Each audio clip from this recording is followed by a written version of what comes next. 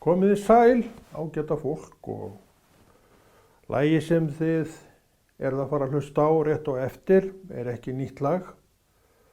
Það kom til mín, má segja, sem gjöf árið 1980 var ég þá háseti á togara úr Reykjavík sem heitir Viðey. Ég man eftir því að ég kom með þetta lag í land, þá var það í raun fullgert með texta og öllu. Og ég skrepp með þetta ágætis lag til bróður míns sem kann svo lítið að fikta við þetta. Og við tókum það upp. Á þessum árum var maður ekki trúaður maður og neitt svoleiðis og svo líða árin. Og ég fer að gera þessa sjómannaþætti sem ég hef verið með frá árinu 2009. Og meiningin á bakvið þá þætti var að vera með nýtt sjómannalag í hverjum þætti sem því miður hefur ekki tekist. En ég fer sem sagt með þetta lag til Rafns Hlíðkvistar Björgvinssonar, tónlistarmanns, og hafði hann þá tekið 2 lög á undan sem var eftir vinkonu okkar. En gamla útgáfan, hún var tekin upp á band og hún fannst mér líka vera flott. En hún því miður ekki til, þannig að það ekki hægt að spila hana. En það voru við á þessum árum ekkert endilega að veltaði fyrir okkur hvað við myndum nota þetta í. Þetta var svona bara til gamans gert. En við skulum hlusta á þessa útgáfu af laginu og bara gjöru þið svo vel.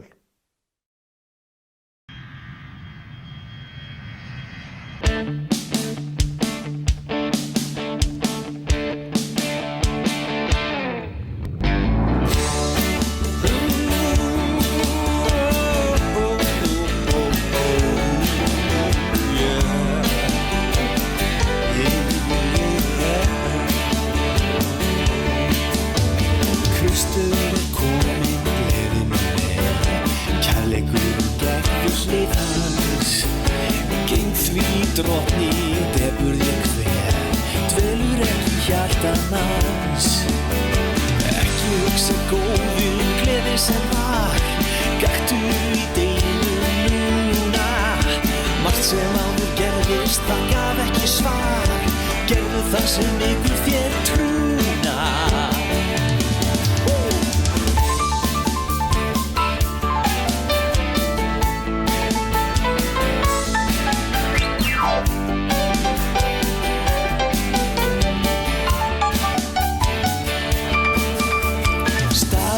Sjómannsins strembin oft stundum lofnum oftar ruggar. Með Jesú í hjarta all hræðsla fer, hverfa líka efinn skuggar. Ekki hugsa góðu gleði sem var, gakktu í deginum núna. Margt sem áður gerðist, það gaf ekki svar, gerðu það sem ykkur þér trúna.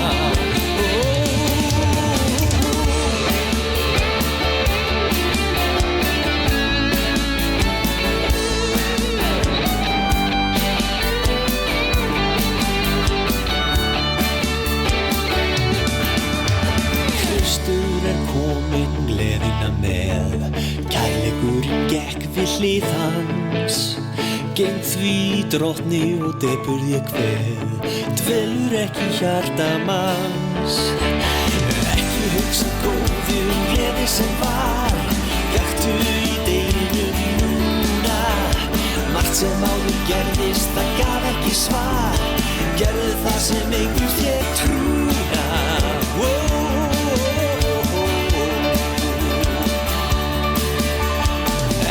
Hugsa góðu gleði sem var, gakktu í deginum núna.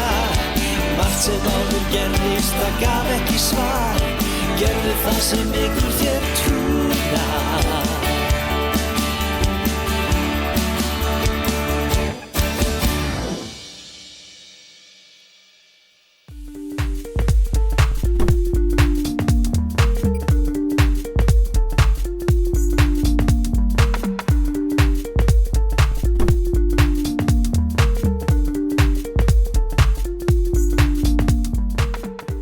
Síldarævintýri á Seyðisfirði 1964.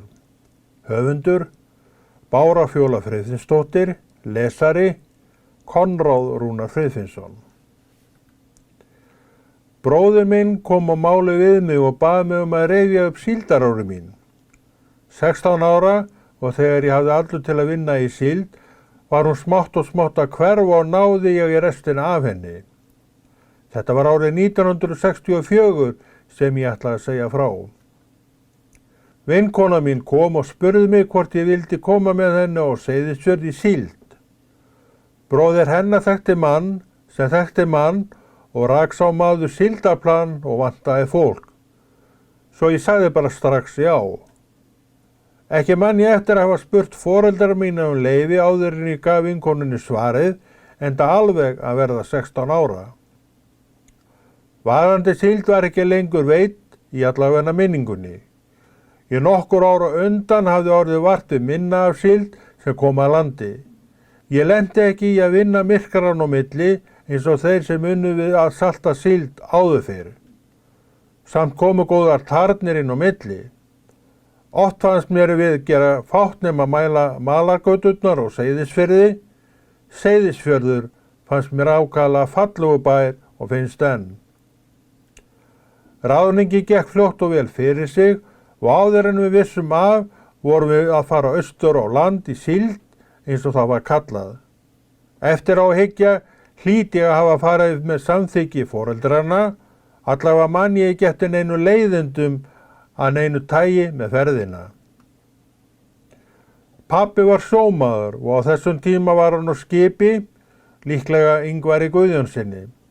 Hann hefur sjálfsagt vitað að þeir myndu landa á Seyðisfirði og mamma beðið hann að líta vel eftir stelpunni, allavega fannst mér hann koma óþarlega oft í heimsókn. Mér fannst það nú samt svolítið sætt að fá pappa í heimsókn. Bróðir minn var einnig á síldarskipi sem hét Arnfirðingur og lönduðu þeir oft þar en hvorugur á því plani sem ég saltaði á. Ferðin var ákveðin og við vinkonurnar fullar tillökkurnar undirbúum okkur eftir efnum og ástæðum. Við áttum að fljúga til Egilsstaða. Þar átti að taka á móti okkur og héldum við að við erum sóttar. Þegar flugvélin var lent á Egilsstöðum drifum við í því að sækja farangurinn, settumst á bekk og biðum eftir eðalvagninum. Aðrir farþegar voru allir komnir út í rútu. Við skildum ekki eftir því að hverju rútan fór ekki, en eftir hverju hún væri að bíða. Þá kemur rútubílstjórinn til okkur og spyr hvort við séum að leið til Seyðisfjarðar og hvort við ætluðum ekki með rútunni.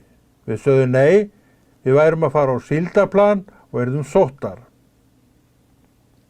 Maðurinn glotti og sagði að það væri nú venjan að allir færu saman með rútunni en bauðst til að hringja og kanna málið. Þá kom í ljós að einhver var að misskilja einhvað.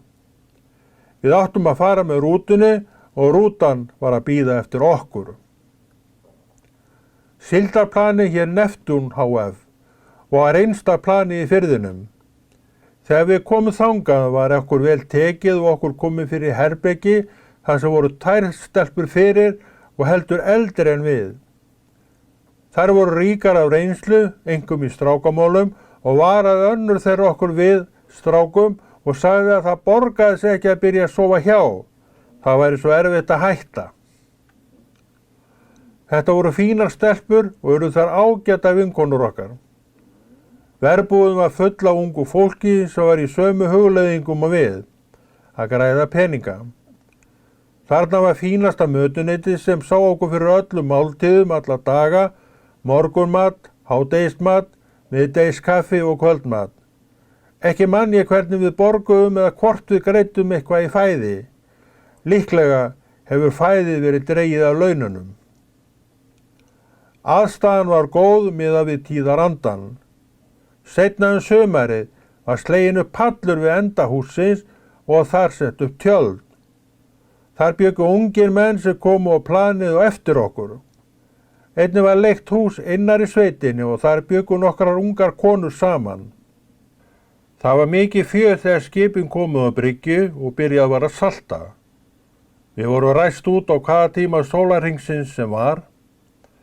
Á þessum tíma tíðkaðist það að konur sáu gjarnan með rúllur í hárinu og bundu þó slæðu vel og vandla yfir svo ekkert hreyfðist. Þegar ræsi kom, til dæmis miðja nótt, var engin tími til að taka þær úr hárinu. Mötuneyti var alltaf opið leið og ræstor út svo allir fengu eitthvað í gogginn áður en hasarinn hófst. Allir gerðu sig klára í vinnuföt, stígvél, svuntu og settu sumar upp skuplu innan svega. Skupla ákveðin gerðað höfufati sem sumar af konunum notuðu verið var að verka síldina á síldarplaninu. Svega lokað. Saltararnir, sem voru mestmegnis kvenkyns, höfðu sinn bás til að verka síldina og salta í tunnurnar. Strákarnir voru í starthólunum tilbúnir með tunnurnar. Svo að byrjað og var hver á aðeins meiri hraða en sínum venjulega. Ekki leið á löngu þar til köll fór að heyrast. Taka tunnu, vantar tóma tunnu, stála hníf. Strákarnir hlupu til kófsveitir og tóku tunnurnar og komu með tómar tunnur í staðinn, settu merki í stígvélin fyrir hverja tunnu sem þeir tóku. Við fengum borga fyrir hverja tunnu sem við fylltum og að gera að ná sem flestum merkjum. Þegar líða tóku vinnuna fór að heyrast stála hníf. Stálarinn smiðist fyrir á milli bása. Hnífarnir þurftu að bíta vel, ætti vel að takast til við að afhussa og slódraga. Fjörið var mikið. Fólk skemmti sér vel og þarna myndaðist góður félagsskapur á milli landmanna og sjómanna á bátunum. Stríðni var ekki langt undan og ekki laust við samkeppni á milli strákanna í landi og á sjó. Strákarnir á sjó grýttu síld í stelpurnar sem þeim leist vel á og strákarnir í landi kepptust að vera fyrstir að taka tunnuna frá þeim stelpum sem þeir voru búnir að mæna út. Við vorum orðnar leiknar í að vippa okkur undan síldarfluginu og snéru rassinu með elegans í strákana sem kom með merkin svo þeir getu komið merkinu í stígvélin fyrir svunduna sem náðu niður fyrir stígvélin að framan. Stundum bara góðlallir í illkvitni hjá tunnu strákanum. Þannig var að þegar búið var að fylla tunnu var settur hringur efst á hana og 3 lögum að síld bætt ofan á. Þeir áttu það til á meðan við vorum önnum kafna við að afhussa að snúa tönnunum við og setja hringinn ofan á botnin og raða 3 lögum á hann. Þarna stóðu þeir svo skælbrosandi og stoltir og við skælbrostum á móti þar til upp komstu svikin.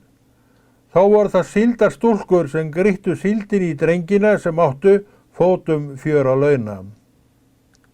Ég man ekki eftir öðru en að vegir væru neitt nema ómalbyggaðir á þessum tíma.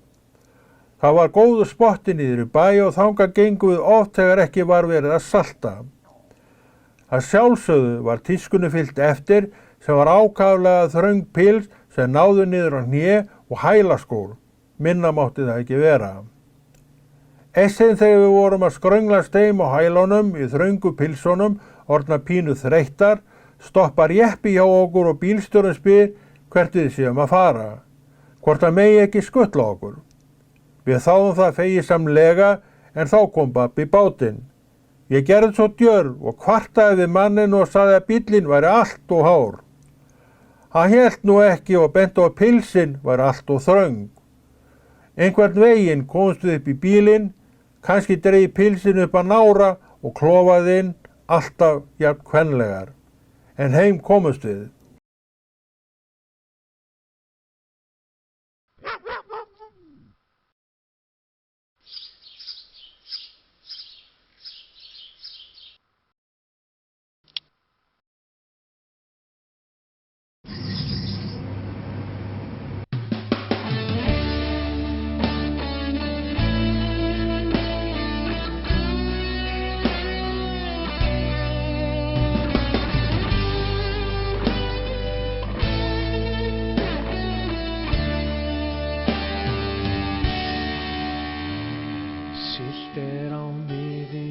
Svefnin hann kveður fast að svo lítil hvíld en törnin krefst þeirra brátt. Kristur með þeim og kemur á þennan stað og karlagreyin lifa í ágætri sátt. Sjórinn rúfinn og siglingin hægfara Svolítið veldur allt dótið, bundið fast. Í vinnum brakar og báturinn dansandi fer.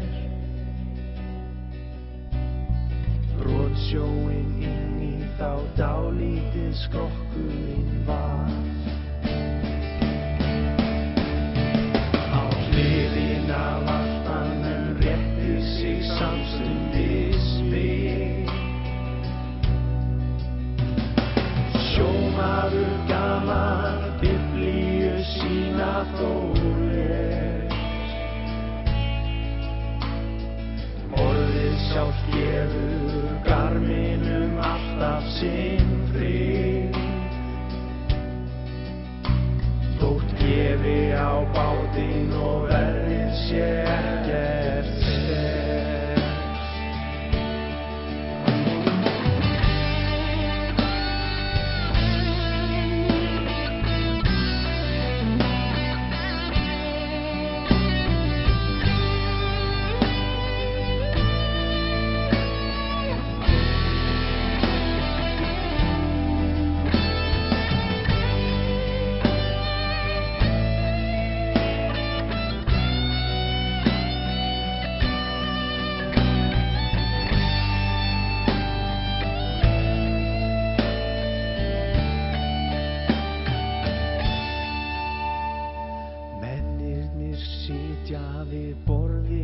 Borðsalnum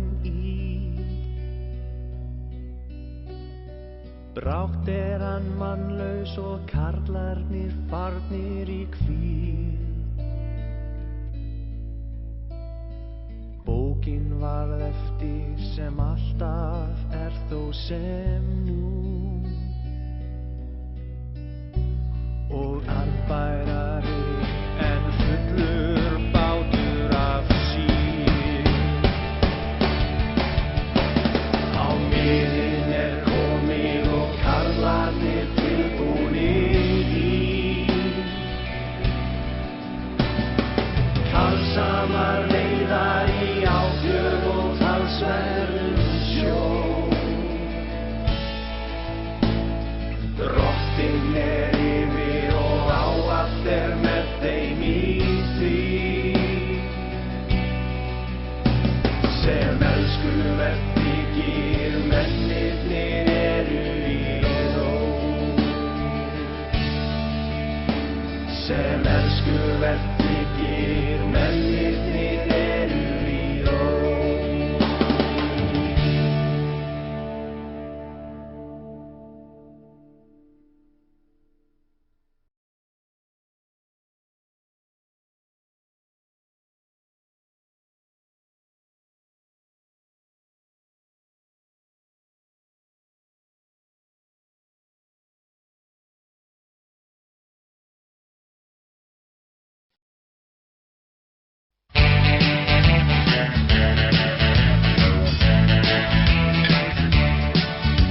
Á Dýrafirði fæddist hann, þá eignuðumst við afreksmann og ættum það að muna alla tíð.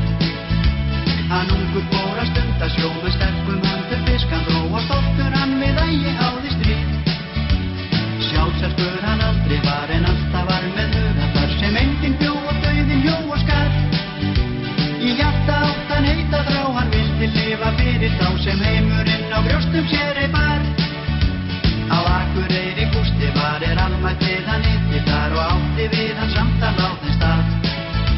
Þeir ræddum ungrið heimiki og hvernig mætti bjarga því ef hendur margra hjálpuðust þar að. En Guð hann vissi að Gústa sál var góð, það var í leyndarmála, gott var ekki að finna slíka þjark. Í útgerð hafði Gústa fékk og Gústi strax að þessu gekk. Gústi hafði krafta, vit og kjark. Hann keypti lítinn bát Siglufirði réri hann út á hið bláa haf. Hann keypti lítinn bát og aflann sem hann drótti kristni bósan alltaf gaf. Sjálfur hann í bragga bjó, fannst þar fyrir söng og hló, því barni sínu hjarta Gústi var. Og af því hann var oftast einn, það vissi aldrei neitt hvað ofta garði veðeigandan var. Á torgið oftan Gústi gekk og trúarittar fólki fékk, því trúna vildi Gústi sérhvern mann.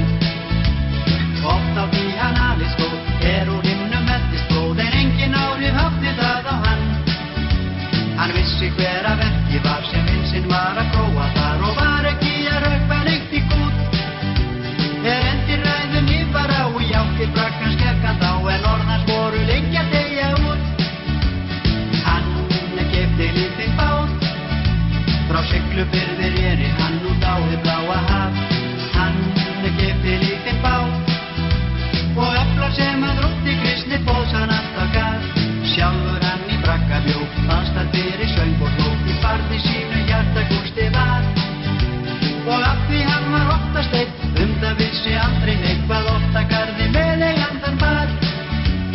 Nú Gústi fallinn frá, farinn burtu himna á, og fleigi sínu siglir þar í ró. Þeir útgerðina færðum set og ætla nú að leggja net í öllun einn og alveg sterkum sjó. En allan Gústi fær að eiga fyrir fórnir þar sem útgerðinni færðan jörðu á. Almættið þar hann sér, eins og fyrr í heimi hér, en þeir hélt á hafið sigl og brá. Hann á opnum bát, oft á tíðum virtist hann en fjörðin ætíð fann. Þá var hann ekki einn, þá almættið við stjórnvöld sat, en Gústi allan vann. Sigur við hann báti skýrði, útgerðinni drottni stýrði, ábúðinn til kristni dósinn rann. Ég út í heimi veit krakka sem eiga Gústa alltaf þakka, enda ég svo ljóðum hraustan mann. Ég út í heimi veit krakka sem eiga Gústa alltaf þakka, enda ég svo ljóðum hraustan mann.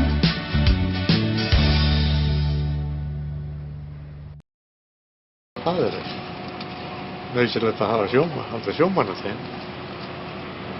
Ég er nú gamall sjómaður og togarsjómaður og mér finnst bara gaman hvað lífið að breytast hérna við höfnina og þessi örfáu tittir sem var úthlutaði núna til smábátasjómanna að breyta lífinu hérna við höfnina og þetta er bara alltaf verið dásamlegt. Hérna eru smiðjur að fá vinnu og iðnaðarmenn og bara kominn tími til að breyta þessu og gera þetta svona mannsæmandi atvinnuumhverfi. Hvað finnst þér sjómannadaginn sem slíkan? Hann er svona bara góð ástæða til þess að heiðra sjómenn og við ætlum að reyna að gera veg hans meiri, skilja hvað rætur okkar liggja í þessu samfélagi. Það liggja þar. Þetta er búið að vera góð vertíð hérna núna við Faxaflóa. Við maður eitthvað lélegt í Grindavík. Það er nú fyrsta vertíðin sem klikkar þar í mörg ár. Það voru alltaf verið betra þar heldur en hér.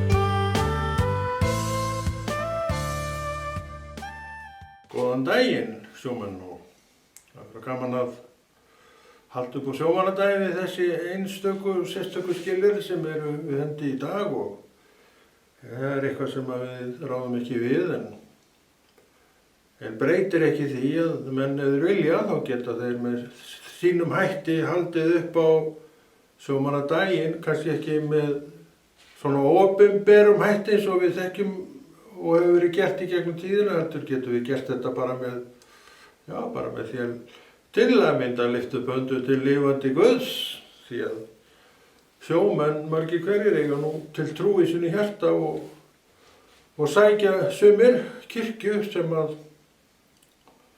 stunda sjó. Ég þekki nú ekki marga reyndar sem að eru að koma í kirkjuna til okkar, en það eru þó menn sem að droppa þar við sem að ég veit að eru starfandi sjómenn á togurum í dag og okkur sem að trúum og treystum Guði, okkur ber að halda þessum mönnum uppi í bæn og auðvitað gerum við það og veiklustum ekki í því að við þurfum að vita það líka að það styrkir trúaða menn og konur sem vita það sem verið að biðja fyrir því.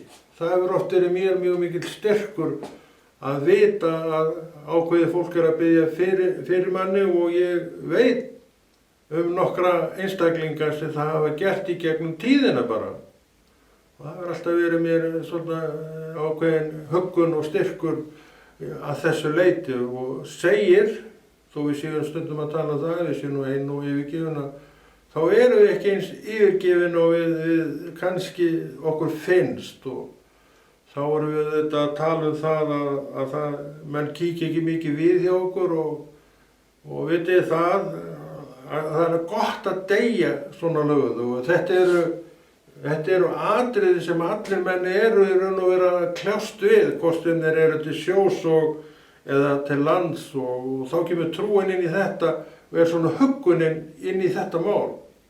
Svo fyrir utan það að þá getum við ekki, við ætlustum til margs, það er alveg rétt hjá ykkur og hjá okkur öllum og við ætlustum til svo margs en við getum í raun og veru ekkert ætlast til neins af einstaklingum að hann komi bara þegar okkur finnst við þurfa á því að halda, svo kemur hann kannski á einhverjum öðrum tímum og þá erum við jafnvel afundin við hann. Þetta er svona alls konar í gangi sem við þurfum að deyja og svo þegar við erum í gírnum okkar sem er rétta gírnum okkar, þetta er rangur og réttur gír, en þegar við erum í rétta gírnum okkar þá áttum við okkur á því og tölum það að já, menn hafa nú bara engan tími í þetta er staðan.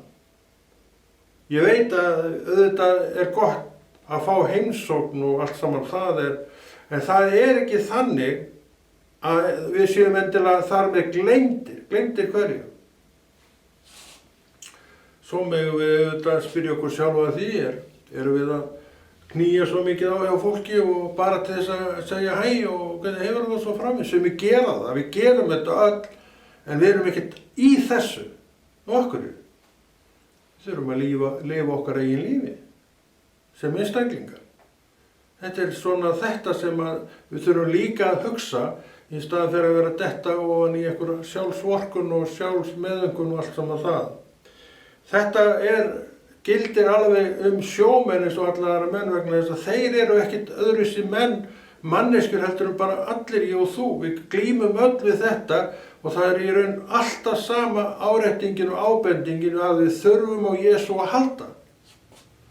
Við þurfum á Jesú að halda ekki bara stundum heldur alltaf. Hvernig fáum við þessa vissu og hvernig höldumst við alltaf í þessu? Það er bara ein leið til þess. Þú ræktar þitt samfélag við Guð núna, á hverjum degi. Og hann býr í þér, trúin segir mér það, hann býr í mér.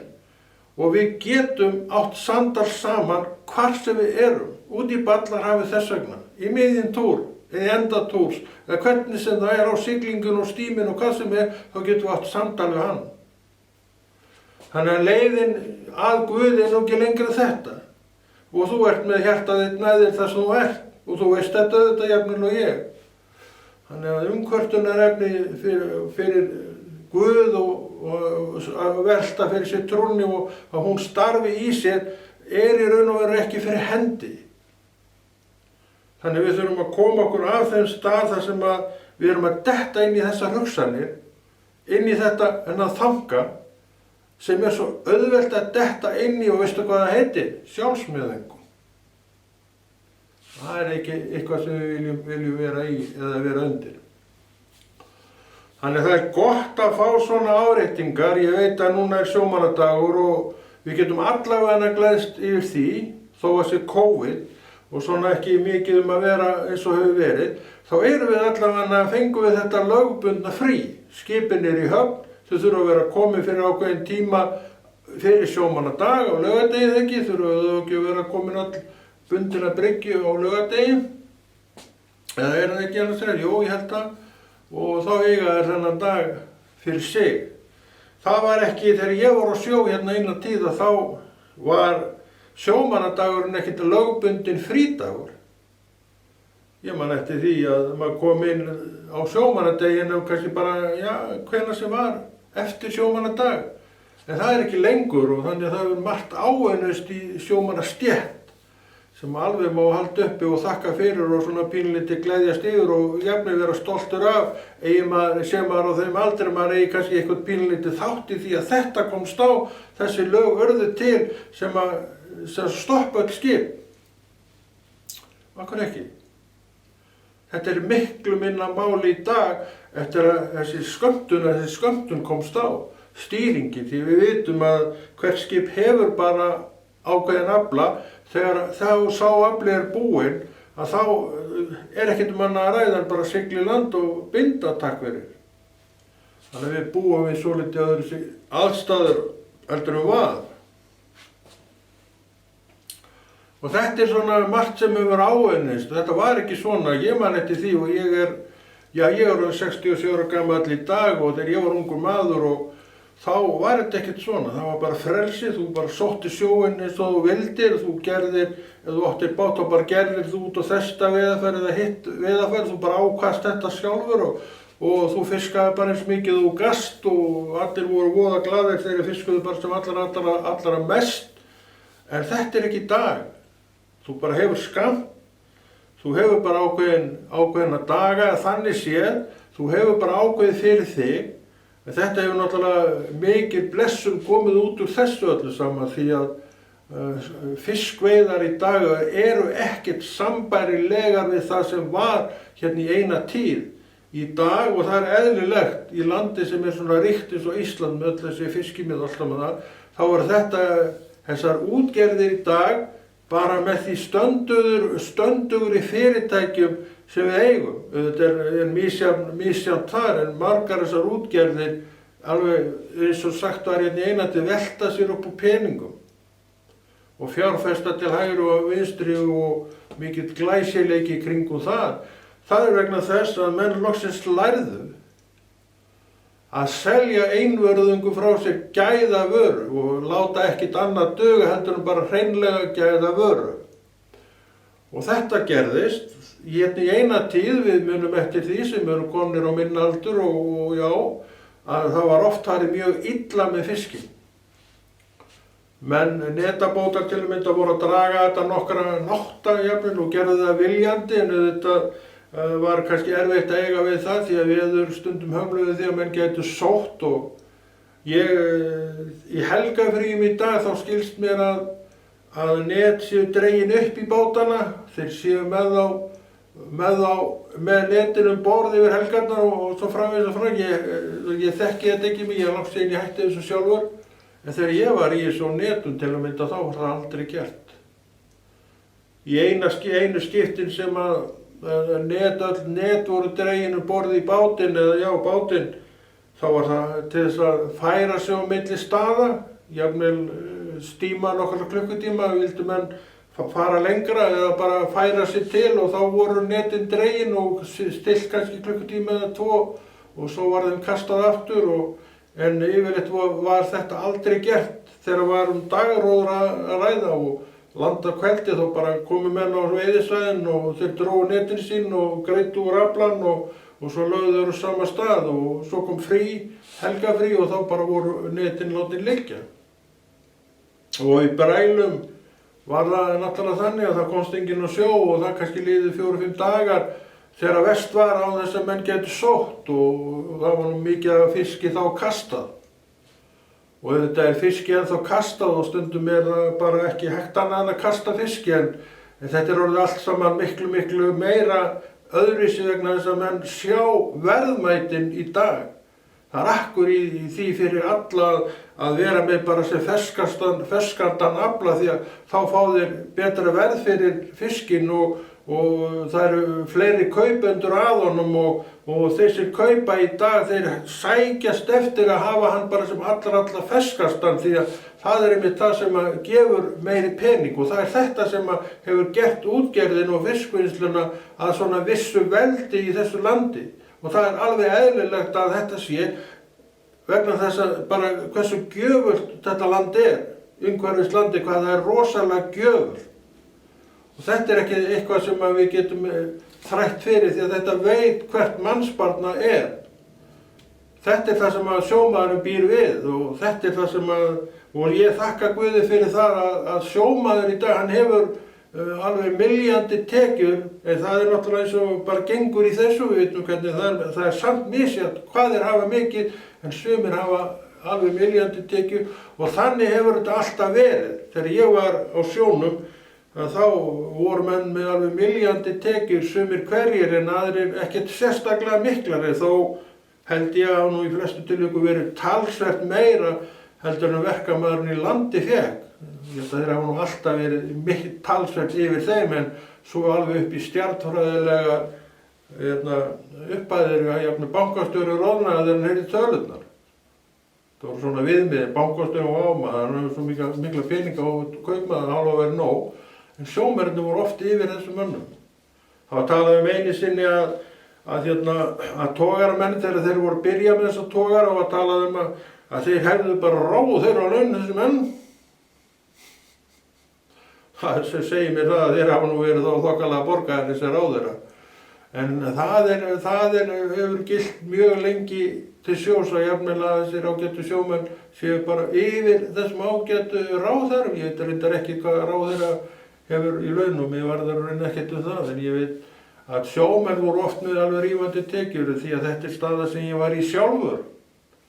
Þó maður ekkert yrði af þessum peningum vegna þess að maður var ekki á þeim stað sem maður á í dag og eyddi og spreðaði og svo var það ekki neitt úr neinu. Það kom nú oft fyrir að maður kom úr flottum túr, stoppaði innvörun og svo þurfti maður að slá lán þegar maður fór út á sjó.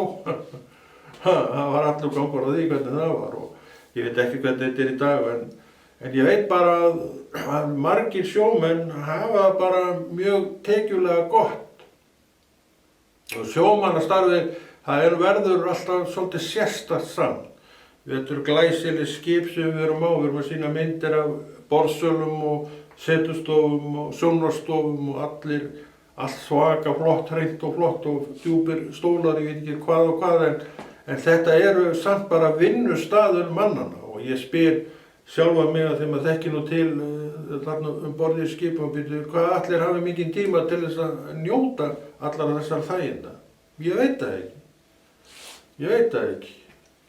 Þetta eru bara vinnustaðir sem þessir menn eru á og já, vinnustaður vinnustaður fyrst og fremst. Þannig það ekki alltaf allt sem sýnist og þetta engin hótel sem þessir menn eru á, aldeilis ekki og hefur aldrei verið en það margt sem þar sem að maður hafði ekki og ég man eftir því þegar ég hætti til sjós og fór í land og hún og eldan og gjúð það, maður fór að elda sjálfur alveg örvörðungu þá maður fannst mér aldrei, maður var aldrei ætta að bita að éta því að maður var svo vanur flottu fæði, lúxusfæði borð í skipum og togurum að svo kom maður í land og þá þurfti maður að sjá þetta allt sjálfur og manni fannst maður alltaf að éta sama matinn. Þannig að það var margt gott borð í þessu skipum sem maður misti þegar maður fór en þurfti þetta ekkert að missa en það var svona, maður bara valdi þetta, ok, nú þetta búið og nú ætla ég bara að fara í land og nú ætla ég að fara að gera eitthvað annað og það varð. Og þá misti maður náttúrulega hennar lúxus svona innan gæsalappa sem maður hafði til að mynda í mat. Mér það mjög minnist að allavega það sem ég var, það var gott fæði oft á þessum skipum, togurum og bátum en það var náttúrulega svolítið mikið undir kokknum komið hvernig það allt saman var og það þekkja, líklega menn í dag ennþá sumir kokkar voru sprenglærðir og þá tala að eru það unni á hótelum að hótelum aldrei vexendi því maður og sagt og þeir voru bara þetta voru mikli listamenn í eldhúsinu og ekkert nema gott það að segja.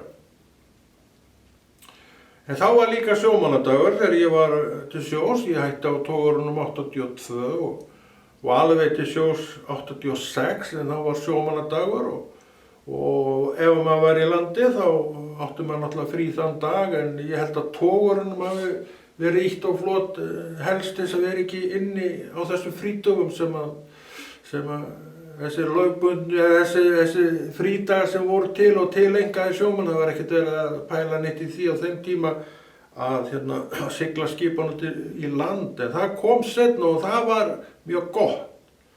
Því að ef maður á annar borð að lögbinda sjómannadag sem frídag, þá hljótu við náttúrulega að þurfa að sinna þessu sjómanni sem eru á sjónum. Er það ekki rétt? Það tók langan tíma fyrir menn og honur að átta sig á þessu og þetta verður nú bara visst ná gott og hvort að þetta hengi ekki bara saman á sömu svítunni. Jú, menn sáu það loksins að þetta var allt saman samtvinnað og þá voru sett lög það að menn eigi að bara koma og binda skipin. Einn sagði það nú, það var nú hart að vera að sigla þessum skipum í land bara til þess að menn og mannskapur geti dottið í það. Það er svona sitt hvort sjónarhorni á þessu og það var eins með jólin, þau voru lögbundi frídagur og skip eiga að vera búin að binda við bryggju á Þorláksmessu og þetta er allt saman miklu minna mál í framkvæmd einmitt vegna kvótans. Hann breytti svo miklu og menn sáu með kvótan yfir sér að hann bara viss skammtur og þetta eykur svo mikið svigrúmið og svona friðin í kringum öll svona mál, þetta er ekkert svo mikið mál í dag að vera undir þessu. Innan þessa kvótakerfis, þannig að við getum séð margt gott í kringum þennan kvóta sem var ekkert nema ströggl við í eina tíð. Og menn alveg svoleiðis bara allt í botni við að koma skipunum út á Þorláksmessu fyrir miðnætti. Ef þeir voru ekki farnir á miðnætti á Þorláksmessu, þá eru þeir að vera bundið. Það var nú reyndar komið svo langt þá, en menn alveg bara gáfu allt í botni þess að það gerðist ekki og það kom oft fyrir að skip bara færi rétt fyrir miðnætti á sjó. En kallarnir hefðu nú aldrei verið fegnir því að geta verið heima á jólunum og ég þekki það alveg. En ég man eftir því að ég fór, allavega einu sinni sem ég man eftir að þá var ég því sem afleysingamaður og togar úr Hafnarfirði og það var einmitt á Þorláksmessu sem við fórum. Ég bara 10-11 eitthvað svoleiðis og það var bara gert allt til þess að koma skipin út og það tókst og kannski var það þess vegna sem að ég fekk pláss eða beðin að koma að það þurfti vildi ykkur fara í frí og myndi kannski eftir mér og það hringdi mig og ég spurði og ég sagði já og hann fór þá í land og ég kom borð og svo var farið eitthvað klukkutíma seinna, eitthvað svoleiðis. Og túrinn kláraður, átti nú að sigla þennan túr en það var ekkert að því en eins og gengur í þessu, það var ekkert alltaf siglt þó ætti að sigla þó yfirleitt gerðist það nú en það var ekkert alveg bara pottið leið. En mér minni það að þegar þetta þá hafi ég aldrei siglt á þar, en ég held að minni það að ég var orðið svolítið söktur að það skyldi að vera hætt við. Þetta var nú skemmtilegt fyrir svona guttamaður að komast í siglingu, það var draumurinn. Svo fór maður í sína fyrstu og þær eru nú allmargar áður yfir lauk. Mér fannst nú alltaf gaman í siglingu, ég setti mig aldrei neitt upp á móti þeim, ég held ég var farið í það flestar sem til boða voru því að mér fannst það alveg allt í lagi að sigla. Sumum leiddist þessar siglingar alveg svakalega, svo líka að hitta sumum leiðist allt. Það er önnur saga. En þetta er allt saman rosalega breytt og það er svolítið gaman stundum að velta fyrir sér þessum breytingum, hvernig þetta hefur allt saman farið og maður sér að með kvótanum þá kemur þetta svigrúm.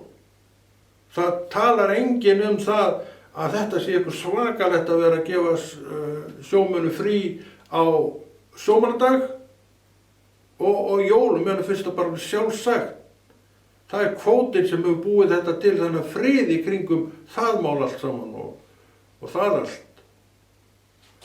En þetta er allt saman eitthvað sem var ekki, þegar ég er sjómaður á þessum fiskibátum og togurum, þá var ekkert af þessu inni.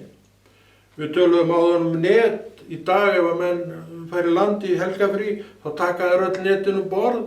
Það var algjörlega óþekkt, eins og ég var að segja líka, þá einu skiptin sem að net öll voru dregin upp, það var í þeim tilvikum það sem átti að færa sig veiðisvæði, eða staða og svo framvegis, og náttúrulega í restina þá var öllu sópað upp og tekið í land og svo farið með það bara upp í geymslur og hent skorið af netunum og teinarnir teknir upp og svo sett á það net áður var farið í aftur á stað, kannski árið seinna. En þetta er ekkert í dag, þetta er allt saman liðin tíð og annað í gangi. Og þetta er þessi hagræðing að þessu sem við erum að tala hér, hún kom vegna kvótans. Það er engin spurning það. Hún kom vegna þess að menn sáu að það var ekkert svo mikið mál að stoppa á þessum tíma sem við erum að tala og sjómandi, það var ekkert mál. Kvótinn eiginlega hefði hvort þeir skammtaði ykkur stopp hér og þar, vegna þess að kvóti er bara ákveðið magn sem þú mátt veiða og þegar hann er komin í einhvern topp þá er það bara búið. Þá ferðu bara í landvenn og bindur skipið og bindur það svo betur. Það er ekkert annað að ræða. Svo kemur nýtt kvótaár, þá færðu hvað þú mátt veiða, þá getur þú farið út aftur. Þannig við sjáum að þetta er allt önnur hugsun og allt annar markmið sem er í dag heldur var það þegar þú bara þetta var frjálsara að þú einn réð sem útgerðarmaður og skipstjóri hvenær farið yrði og hvað yrði næst. Og málið var bara sækins mikið og hægt var. Það kerfi var á alveg þangað til kvótinn kemur og það er ekki fyrir eftir 1980 sem fyrir að bóla á þessum kvóta. Síldardæmið, við munum að síldin var stoppuð 1970, margir muni eftir því og algjör veiðibann í síld til 75 og þá þegar það var aftur byrjað með síldina, þá kom kvóti. Það má segja að það sé í fyrsta skipti sem er kvóti á Íslandi. Það byrjaði með síldinni. Og það voru hérna það var þá þannig strax með síldina að menn fengu á skip. Útgerð, segjum bara Faxaborgar, hún fekk, ég man ekki hvað þetta var, ég var á síldiðunum þegar þetta var byrjað aftur, ég var reyndar á síldiðum sem árið sem þetta var stoppað á haustið, við fengum ekki neitt, ég held við fengið 100 tonn á 4 mánuðum, það er ekki mikið, maður gaf nú ekki mikið efri og maður var ekkert að fæla í því maður. Maður fekk að éta og hafði eitthvað svona þessa peninga fyrir harðfiski og eitthvað meira. En þá var það sem stoppaði 5 ár, svo 75, þá er þetta heimilað aftur haustið og norðursjóabátarnir, þeir tóku vanalega í 2 törnum. Þeir komu á vorin, svo sigldu þeir heim kannski í ágúst, september, man ekki alveg hvernig það var, og þeir gerðu það líka þetta ár og þeir koma heim í ágúst eitthvað svoleiðis, eða september og það var vanalega svona 2 vikna stopp, kannski 3 vikna stopp, bara frí, menn voru þá búin að vera í 3 mánuði í burtu og þeir stoppuðu 2-3 vikur og þegar var farið af stað haustu 72, þá tóku þessi bátar flestir, en kannski ekki allir, tóku flestir af þessum bátum skammtinn sinn fyrir austan, tók hann kannski 2-3 túrum, 3 túrum, við gerðum það í 3 túrum og fóru þaðan svo niður í Norðursjó. Þannig byrjaði þetta kvótakerfi, það byrjaði með síldinni.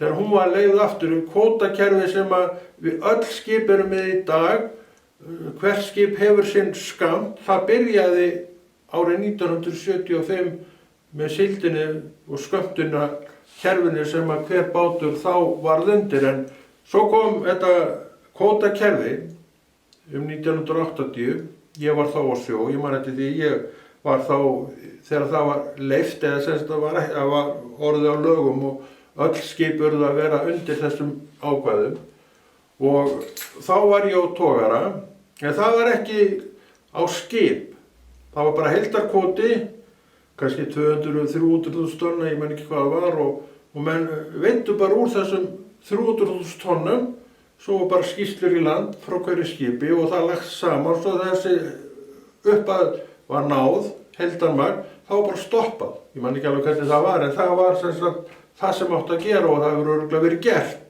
Þó ég muni ekki eftir í dag hvernig þetta var. En svo kemur líka breyting á því, 90 líklega, þá fara þeir að setja á hvert skip tonn. Og þá getum við, þetta var kerfi sem var í síldinni þegar hún byrjaði aftur hérna við þetta land og það hefur alltaf verið þessi kvóti á síldinni eftir stoppið 1970 til 75. Þannig að þetta kvótakerfi eins og við erum með í dag, það var til í raun og veru þá. Og ég held, veit ég, nokkur sáttu við að kvóta í þetta, jó, ég held að það sé nú þokkalega sátt hennar kvóta, en kvótin hefur gefið svigrúm. Við vorum að tala frí og þessa hátíðisdaga sem að menn töluðu nú mikið þegar ég var í þessu og það var, jú, að gátt allir fengið að vera heim jólin en þau eru að taka sér frí og skipi fór á sjó og svo fram. Það var ekkert verið neitt að meina mönnum að fara í land til þess að gera þetta. Það var svona, menn voru hvattir frekar en lattir til þess að taka sér frí og við þessir ógift menn, það var alltaf hamrað á okkur. Það var alltaf verið, já, þú giftur maður, þá var búin að ganga fyrir. Þannig að við strókarnir þurftum alltaf að fara, en það var ekkert mál með það. Ég var mörg á hérna togara við jólin, það var fínt maður. Fróðlegt og gott að borða. Það var engin með það. En þetta er alltaf mann við líði í dag og það er ennþá verið að halda á sjómannadag, en það hefur ekki verið COVID áður, það var jú í fyrra. En ég held að það sé búið þetta COVID núna. Næsti sjómannadagur hann verði bara með þeim stæl sem hann hefur alltaf verið, í Jesú nafni.